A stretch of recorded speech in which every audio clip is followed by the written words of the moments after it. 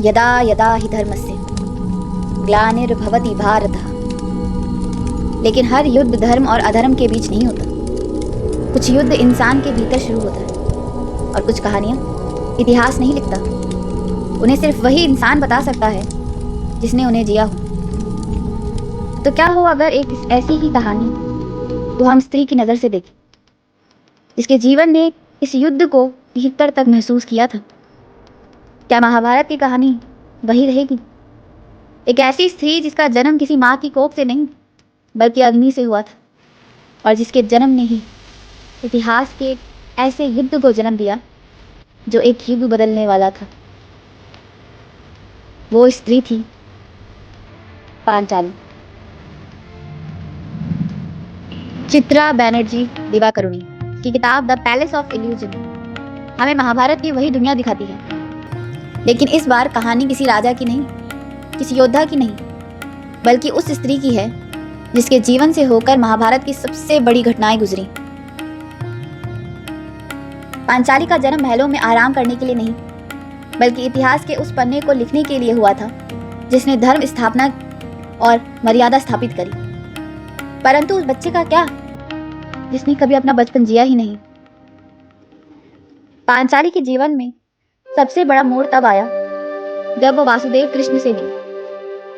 लेकिन यहाँ पर कृष्ण केवल भगवान नहीं थे, कृष्ण थे पांचाली के सखा, या सरल भाषा में कहीं तो उनके सारथी, जिन्होंने पांचाली को समझाया और सही मार्गदर्शन दिया। वो शायद उन गिने चुने लोगों में से थे जिनके सामने पांचाली को राजकुमारी बनने की जरूरत नहीं थी, ना कोई भूमिका, ना कोई अपेक्षा, बस वो खुद। और शायद इसी वजह से कृष्ण के साथ उसका रिश्ता इतना खास था, क्योंकि कभी कभी हमें सलाह देने वाले व्यक्ति से ज्यादा जरूरत होती है एक ऐसे इंसान की जो हमें बिना जाने बस समझ ले। फिर आया वो एक जिसने आने वाले युद्ध की तरफ अपना पहला कदम रखा।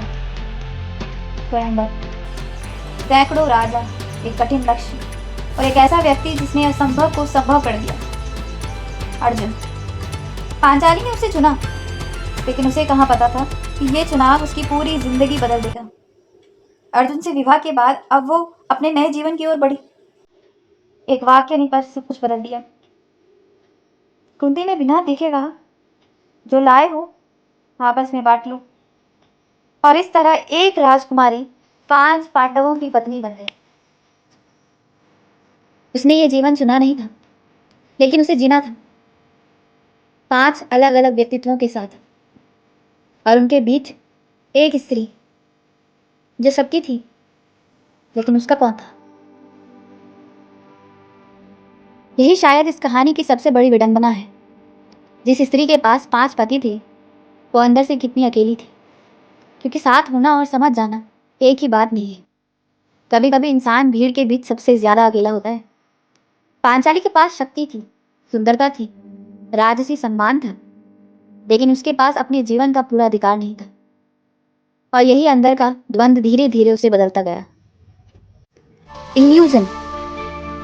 इल्यूजन एक इंग्लिश का वर्ड है जिसका सीधा अर्थ है भ्रम या माया। माया जो हर इंसान के जीवन में है, माया जो हर इंसान चाहता है, और माया में वो शक्ति है जो किसी भी इंसान को क्षण भर में नष्ट कर सकती है। अगर माया किसी के सर चढ़ जाए तो उस इंसान का पतन होना निश्चित है। इंद्रप्रस्थ एक ऐसा महल जो मायावी था, जहां पानी शीशा और शीशा पानी लगता था, जहां आंखें भी धोखा खा जाएं। माया सभा यही वो जगह है जो इतनी पावरफुल है, क्योंकि इल्यूजन सिर्फ उस महल में नहीं था, भ्रम लोगों के मन में भी था। कौन शक्तिशाली है, कौन सही है, कौन गलत है, मैं कौन हूं, तुम कौन हो? हर कोई अपनी अपनी वास्तविकता में जी रहा था। और फिर उसी महल में दुर्योधन आया। क्या माया दुर्योधन के सर में नहीं थी? दुर्योधन तो माया के वश में था, लेकिन जब महल में आया तो एक माया ने दूसरी माया को घेर लिया। उसके साथ जो हुआ और पांचाली की हंसी, उस घटना को बाद की घटनाओं से जोड़कर देखना आसान है, लेकिन एक बात याद रखना जरूरी, एक पूरे युद्ध की जिम्मेदारी सिर्फ एक स्त्री पर डाल देना महाभारत की जटिलता को बहुत छोटा कर देता है। तो क्या हम कह सकते हैं कि महाभारत का पूरा युद्ध केवल एक भ्रम था, माया का शिकार? लेकिन नहीं, इतने जल्दी कंक्लूजन पे पहुंचना गलत है, क्योंकि इसके बाद एक ऐसी घटना होने वाली थी जो शायद महाभारत के युद्ध के लिए एक नया रास्ता बनाने वाली थी। द्यूत सभा, वो दिन जिसने पांचाली को ये पूछने पर मजबूर कर दिया कि आखिर उसने जन्म लिया ही क्यों। एक एक करके पांडव अपना सब कुछ हारते गए, धन, राज्य, स्वयं को। फिर किसने अधिकार दिया उन्हें उसे हारने का? जो उनकी धर्म पत्नी थी, जो उनके घर का मान थी, सम्मान थी। पांचाली को भी दाव पर लगा दिया उन्होंने।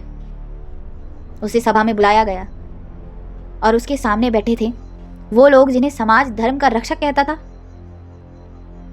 लेकिन उस दिन धर्म खामोश था, शक्ति खामोश थी, रिश्ते खामोश थे। सिर्फ सवाल था पांचाली के चेहरे पर, क्यों? एक स्त्री का सवाल, जिस व्यक्ति ने खुद को ही हार दिया हो, क्या मुझे दाव पर लगाने का अधिकार है उसे? शायद यही उस पूरे प्रसंग की सबसे ताकतवर बात है। जो खुद को हार चुका है वो मुझे क्या दाव पे लगा रहा है? वो व्यवस्था से सवाल कर रही थी, वो जवाब चाहती थी, न्याय चाहती थी। उस दिन उसके अंदर सिर्फ दर्द नहीं पैदा हुआ, क्रोध भी पैदा हुआ, और यही क्रोध आगे चलकर उसकी प्रतिज्ञा से जुड़ गया। लेकिन यहाँ एक सवाल उठता है, क्या उस प्रतिशोध उसे शक्तिशाली बनाता है? प्रतिशोध की भावना क्या इंसान को शांति दे सकती है, सुकून दे सकती है? वही प्रतिशोध उसके भीतर एक और भ्रम पैदा करता है, भ्रम, माया, फिर से। क्योंकि जब कोई हमें चोट पहुंचाता है तो हमारा मन अक्सर न्याय, बदले और इन सब के बीच में बस कहीं खो जाता है। उस वक्त हमें सिर्फ दिखता है बदला, न्याय, वो खोया हुआ सम्मान जो कहीं वो द्यूत सभा में खो चुकी थी। उसे बस अब अपना सम्मान वापस चाहिए था। और इस भ्रम से हम भी अछूत नहीं हैं। इन सारी घटनाओं ने महाभारत जैसे युद्ध को जन्म दिया। लेकिन देखा जाए तो इन सभी घटनाओं में एक चीज कॉमन थी, पांचाली या भ्रम। भ्रम जो इंसान को कुछ ऐसे काम करवाने में मजबूर कराता है जो उसे लगता है कि सही है। पांचाली का जन्म जिन स्थितियों में हुआ, उसकी शादी, उसके 5 पति, इंद्रप्रस्थ का वो माया भवन, दुर्योधन पर हंसना, द्यूत सभा में इतना अपमान, ये सब घटनाएं एक ऐसे युद्ध की तरफ ले जा रही थी जिस युद्ध को धर्म युद्ध कहा जाता है। लेकिन ये कहानी महाभारत की युद्ध की नहीं, ये कहानी तो सिर्फ पांचाली की है, या कहें तो ये हर एक मनुष्य की है। ये हमारे अंदर बने हुए उस महल की कहानी है जहाँ हम अपनी इच्छाओं से कमरे बनाते हैं, अपने अहंकारों से दीवारें, अपनी उम्मीदों से खिड़कियाँ, और फिर उन्हीं भ्रम को वास्तविकता समझने लगते हैं। पांचाली को लगता था कि शायद शक्ति उसे स्वतंत्र बनाएगी, रिश्ते उसे पूरा करेंगे, न्याय उसे शांति देगा। लेकिन जीवन के अंत तक उसे समझ आता है कि बाहर की दुनिया को नियंत्रण करना आसान नहीं है, क्योंकि असली युद्ध अक्सर हमारे भीतर ही चल रहा है।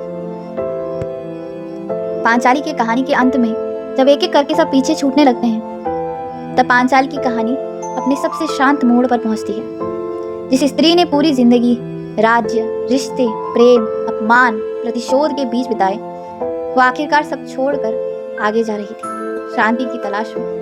क्योंकि शायद जीवन का आखिरी सत्य यही है, हम जितना भी पकड़ कर रखें, एक दिन सब कुछ छोड़ना ही होता है। शायद इसीलिए द पैलेस ऑफ इल्यूजन हमें ये नहीं पूछती कि महाभारत में सही कौन था, कौरव, पांडव या द्रौपदी। ये हमें पूछती है, अगर तुमने वही कहानी किसी और की आंखों से देखी होती तो तुम क्या उसी तरीके से महाभारत को समझते? मैं हूँ दीक्षा और आप देख रहे हैं बियॉन्ड पेजेस। अगर आपको ऐसी कहानियाँ पसंद है जो किताब खत्म होने के बाद भी आपके साथ रहे और आपको सोचने पर मजबूर कर दें, तो मिलते हैं अगली कहानी में जल्द ही।